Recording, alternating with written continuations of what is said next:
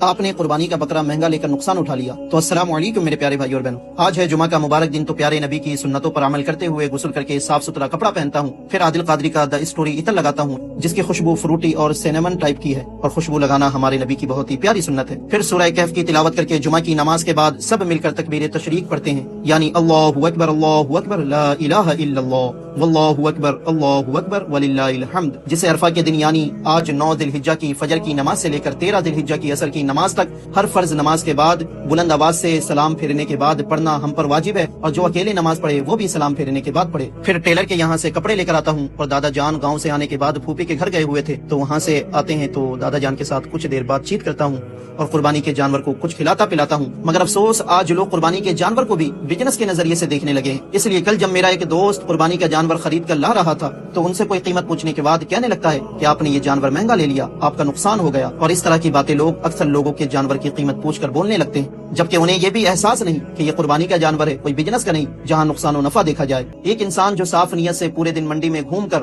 اس جانور کو خریدتا ہے جس کے ذریعے اللہ اسے قربانی لینا چاہتا ہے، اگرچہ وہ سستے جانور کو مہنگا ہی لے لیتا ہے، تو یہ نفع کا سودا ہو یا نقصان کا، لیکن نقصان کا تو ہو ہی نہیں سکتا، کیونکہ لن ينال الله لحومها ولا دماؤها ولكن يناله التقوى منكم، اللہ تک نہ ان کا گوشت پہنچتا ہے نہ خون، بلکہ اللہ تک تمہارا تقوی پہنچتا ہے، وہ تمہاری نیت دیکھتا ہے، اور تم یہ سب باتیں کہہ کر اس شخص کے اخلاص میں شک ڈالنے جیسا کام کرتے ہو، اسے پچھتاوے میں مبتلا کرنے کی کوشش کرتے ہو۔ تو اگر کسی کے جانور کی قیمت پوچھنی ہے تو پوچھ کر اسے مبارکبادی دو، ورنہ چپ رہ جاؤ، نفع یا نقصان کی نیت سے اسے مت دیکھو، کیونکہ یہ بزنس کا سودا نہیں ہے بلکہ اللہ کے لیے یہ سودا کیا گیا ہے، جس کے لیے پتھر بھی سونے کی قیمت میں ہم خرید سکتے ہیں الحمدللہ۔ اور ہمارے نبی فرماتے ہیں کہ جو اللہ اور آخرت کے دن پر ایمان رکھتا ہے وہ اچھی بات کہے ورنہ چپ رہے۔